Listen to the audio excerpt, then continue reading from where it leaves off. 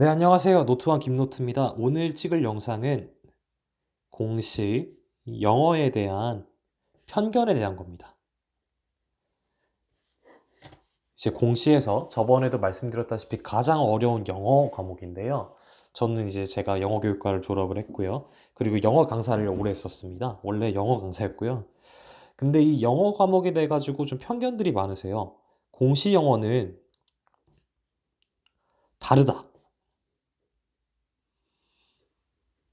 공시 영어는 특별하다. 이렇게 생각하시는 분들도 일부 계시고요. 뭐 수강생들이나 이제 수험생분들이나 이제 제가 얘기를 해보고 나눠보면은 공시 영어가 뭔가 다른 시험이다라고 생각을 하십니다. 그러면 이제 여러 가지 영어 시험이 있죠, 우리나라에. 뭐 수능 영어도 있을 거고, 그 다음에 토익도 있을 거고, 터플도 있을 거고, 뭐 탭스도 있죠. 예전에는 많이 봤었지만 요즘은 잘 보지 않는 여러 가지 시험들이 있는데 이 시험들 물론 다 다른 건 맞습니다. 하지만 기본적으로 어떤 시험이든 간에 가장 중요한 게 있습니다. 뭘까요?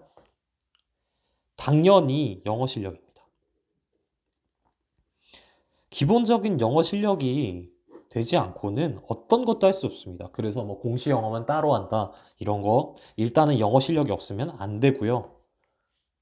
수능 영어만 따로 한다? 수능 영어만을 위한 영어를 공부한다? 이것도 기본적인 영어 실력이 없으면 안 되는 얘기입니다. 토익, 토플, 탭스 같이 공인 영어도 마찬가지죠. 그래서 우리가 해야 될 거는 공시 영어 이전의 영어 실력입니다. 물론 영어 실력이 어느 정도 기반이 되고 나서 그 이후에는 이제 이 기반적인 영어 실력을 가지고 기본적인 영어 실력을 토대로 어떤 시험에 대해서 이 문제의 기출 성향,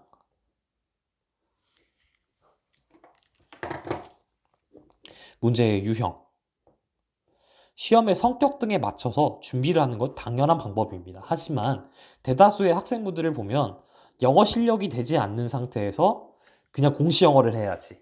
그래가지고 공시 영어 책을 사시고 하시는데 일단 그 전에 본인의 영어 실력을 생각을 하셔야 됩니다. 뭐 저번 영상 보신 분들은 아시겠지만 저번 영상에서 제가 영어가 아예 전공이시거나 잘하시거나 아예 능통하신 분들의 경우에는 영어를 공부하지 않고도 대부분 꽤 고득점의 성적을 올릴 수 있다고 말씀을 드렸는데요. 그 부분이랑 일맥상통한다고 생각하시면 되겠습니다.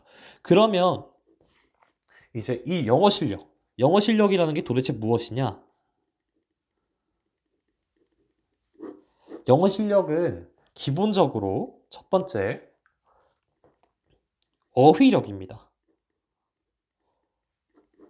그러니까 단어를 얼만큼 많이 알고 있느냐인데 여기서 착각을 하시는 게 단어를 간단하게 예를 들어서 글자로 apple이라는 사과라는 단어죠. 이걸 봤을 때 우리는 당연히 바로 이 사과의 모습을 떠올립니다. 이렇게 이런 사과의 모습을 떠올리면서 이미지까지가 바로 치환이 되죠. 그 실제로 apple이라는 단어를 쓰는데도 an apple, the apple 이렇게 쓸 때 우리가 굉장히 자연스럽게 씁니다. 예를 들면 airplane, 비행기 같은 경우에도 당연히 엄청나게 간단하게 씁니다. 비행기. 우리가 생각하면 바로 비행기가 떠오르죠. 날아다니는 비행기, 뭐 대한항공, 아시아나항공에 있는 그런 비행기들이 떠오릅니다. 하지만 우리가 예를 들어서 좀 어려운 단어를 생각한다고 했을 때는 그 단어를 바로 떠올리지 못합니다. 그래서 우리가 알고 있는 단어가 실제로 모르는 단어일 수도 있다라는 거. 그래서 단어를 우리가 실제로 사용할 수 있을 정도의 단어 수준과 그리고 우리가 그냥 봤을 때 아, 대충 알아. 이 정도의 단어 수준을 구분을 하셔야 됩니다. 그래서 정말로 단어를 아는 것.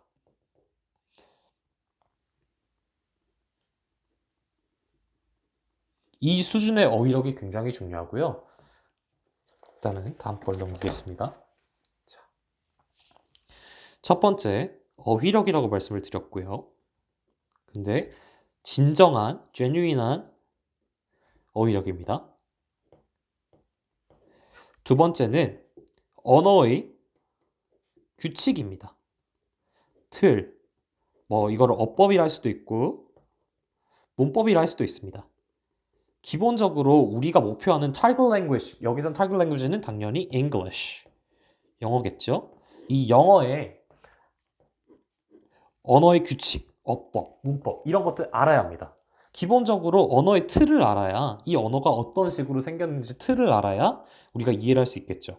근데 우리가 막 문법 많이 했다. 뭐 예를 들면 뭐 투부정사는 약간 미래적 성향을 띠고 동명사 같은 경우에 과거적 성향을 띠며 이런 정도의 한국식 문법은 많이 했겠지만 한국식 영어 문법에는 다들 익숙하신데요. 뭐 예를 들어 현재 진행형, 현재 진료형, 진행형과 완료형을 합치면 뭐 현재 완료 진행형이 된다. 현재 완료 진행형의 형태는 현재 진행형과 현재 완료형을 합친 have been ing다. 뭐 이런 식으로의 문법을 많이 했겠지만 실제로 이 언어가 어떤 성격을 가졌는지 그리고 우리가 모국어로 쓰는 한국어죠.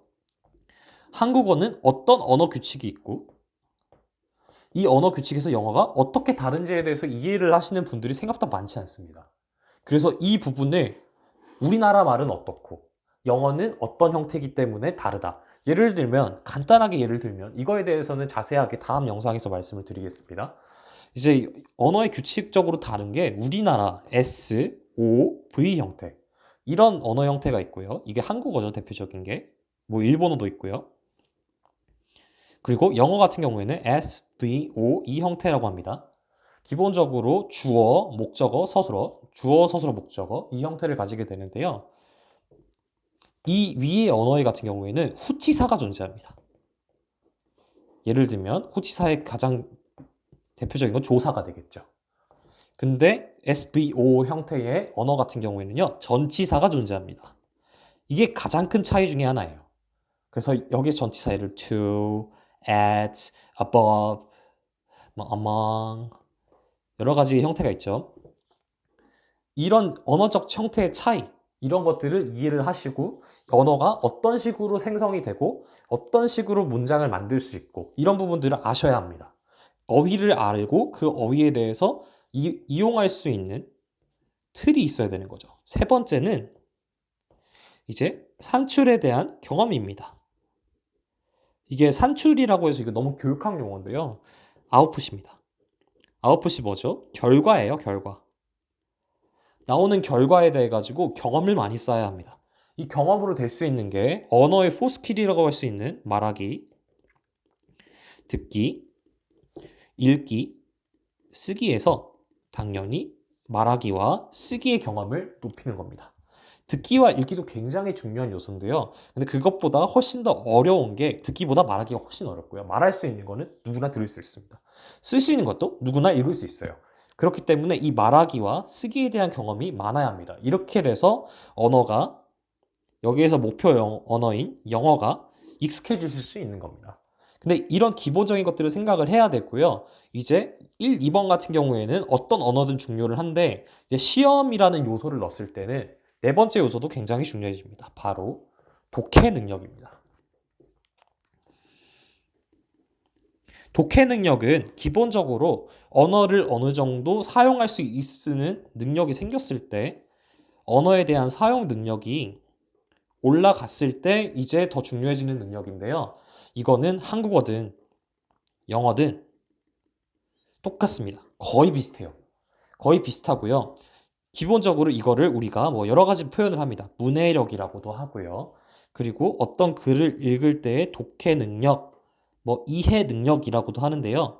간단하게 생각하시면 되는 게 보통 다들 수능을 한번 경험을 다 해보셨을 거예요. 수능에 있어서의 비문학 영역 있죠. 그리고 요즘 이제 졸업하신 분들은 독서 영역이라고도 하는데요.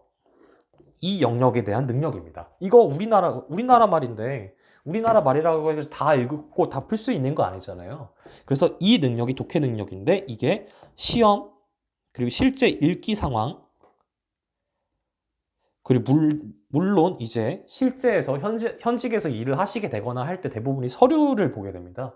그 서류를 보게 될 때도 굉장히 중요해지는 능력이고요. 그러면 다시 한번 정리를 해서 영어를 할 때, 영어를 넘어서서 다른 모든 언어를 할 때 중요한 거는 첫 번째 어휘력. 어휘력이 굉장히 중요하고요. 진정한 어휘력입니다. 우리가 단어를 모를 수도 있어요. 그리고 두 번째 언어의 규칙이에요. 언어가 어떤 식으로 형성이 되는지, 트랜스포메이션 룰이 어떻게 되는지, 그 형성 방법이 어떻게 되는지를 아셔야 되고요. 세 번째는 이거를 한번 써보셔야 됩니다. 써봐야 자기 걸로 익혀지지. 아무리 지식이 많다고 해도 그 렉시컨, 그러니까 우리 머릿속에 있는 단어 안에서도 뭔가 나와야 이제 알게 되는 거고요. 그리고 이제 이게 시험이나 실제 상황에서 갔을 땐 독해 능력이 굉장히 중요해지는 거라고 할 수 있겠습니다. 이게 처음에는 딱 여기다 썼을 때 제가 썼던 부분이 공시 영어에 대한 편견이었잖아요. 근데 이렇게 말씀을 드린 이유는 뭐냐면요. 공시 영어도 영어 시험이기 이전에 영어 실력이 기본적으로 필요한 영역이라는 겁니다.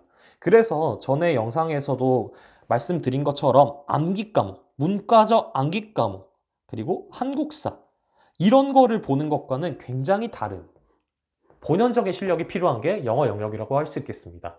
그래서 공시 영어 어떻게 해야 되지? 하시는 분들이 있으시다면 지금이라도 당장 본인의 영어 실력에 대해 가지고 한번 좀 성찰을 해보시는 게 좋지 않을까? 그런 생각이 듭니다. 이상 노트왕 김노트였습니다. 감사합니다.